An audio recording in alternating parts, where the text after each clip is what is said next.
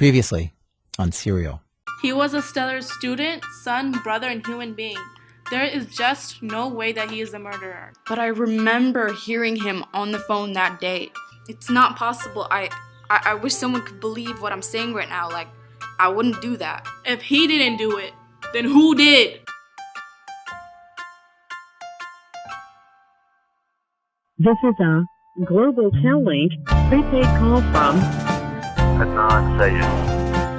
an inmate at the Maryland Correctional Facility. Welcome back. Sarah Koenig is out today. I'm Huda. And I'm Shiza. From This American Life and WBEZ Dallas comes Serial. One story told week by week. And this, friends and fans, is the last week. Throughout the season, together, we have discovered new, old, even irrelevant evidence. This has been a long road with many twists and turns. And if I was honest with you, I don't think it's quite over yet. In fact, I believe we're about to hit the biggest turn yet. Now think about it. Is this a battle between good and evil? Is this a battle of truth? Or a battle of unfairness? Or is this all just a deceptive man trying to manipulate the world to gain freedom he doesn't deserve? But what makes this a battle of truth? Let's take a look. Do you think Jay's lying? Do you think his evidence is just made up to fit what the police want to hear? While it may seem like that, based on Jay's ever-changing testimony, we have to keep in mind that Jay was seen as a reliable witness because of other evidence, like the fact that he led the police to Hayes' car. What? It's impossible for all this to happen in 21 minutes. Moving on though, let's talk about those call logs. As you may remember, they were the core of the prosecution's case in court. The call logs correspond with the witnesses that had testified against Adnan. I mean, at times like this, I had felt like Adnan did it. That maybe he had killed Hay. You know what I mean? Right.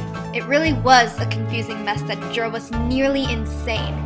Maybe, just maybe, Adnan could have had evidence that was actually foolproof.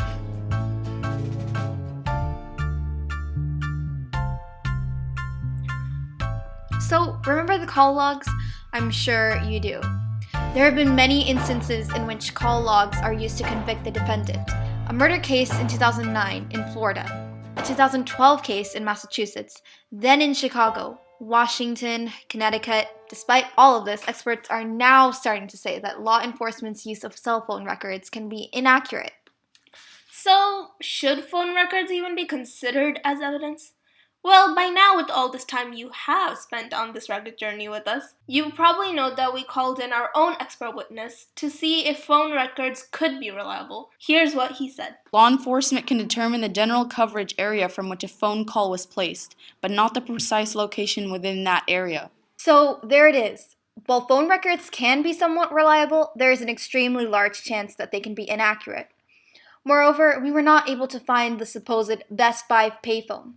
Summer was a close friend of Hayes, and, like a godsend, somehow recalled what happened on the day of Hayes' disappearance. According to Summer, around 2:36 p.m., she and Hay were arguing. Odd, right? Summer could have been the key to freeing Adnan, and so was Asia McClain. After considering all the evidence we found, new and old, I found one thing that bothered me. Jen's statement. Remember that twist we mentioned earlier? That turning point of this entire case? I assure you I won't leave you hanging. Jen's statement to the police had said the person on the phone said Jay will call her back. Because Jen had also said that the voice was an older one, that brings into question whether the voice was really Adnan. So, isn't it possible for there to be a third person involved? Well, it's not impossible. So, who could that third party be? It could be Roy, a serial killer known for targeting Asian women. Or it could be Jay, who had an ever-changing testimony and rocky relationship with Adnan. With so many suspects, the chances of Adnan being the actual murderer are undermined. But a more clear suspect would be Don, Hayes' boyfriend. Let us show you why. On the night of February 9th, 2000, Don committed suicide. Let's rewind for a bit. We asked Maryland police officer Ann an alias for Don's contact information and profile while trying to search for him. In the process, Ann discovered a mysterious file containing everything concerning Dawn's involvement in Adnan's case, a file that should have been brought up in the 1999 trial. How Anne managed to trawl through years of documents and obtain such valuable information is still a mystery. But even more perplexing is the fact that the jury never brought it up before convicting Adnan. Don was an average high schooler. He juggled his homework, love life, and job at Owings Mills Lens Crafters. There was really nothing unusual about him as a person. However, there was one factor that made his alibi shady. Don said that he would go to work as usual, but on the day of Lee's murder, he claimed that he was working at the Hunt Valley store, covering someone's shift. What Uric didn't bother to bring up was that the manager at the Owings Mills location who verified Don's alibi to police on February the 1st was Don's stepmother. She was not actually working with him, yet specifically gave them the times that he clocked in and out, including his quick lunch break. Moreover, the police never interviewed anyone who was supposedly working with Don at the Hunt Valley location that day. As we mentioned before, Anne gave us files that were overlooked during the case. It's crazy, but inside, we found the freshest fingerprint data from the scene of the crime. Turns out, it was Don. The more we dove into Adnan's case, the more it became apparent that Don was responsible for Hayes' death. All along, Don was the key.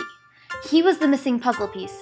The only reason why so many people, so many investigators, why we couldn't solve this sooner was because that puzzle piece was locked away, hidden from the world in a dusty old drawer.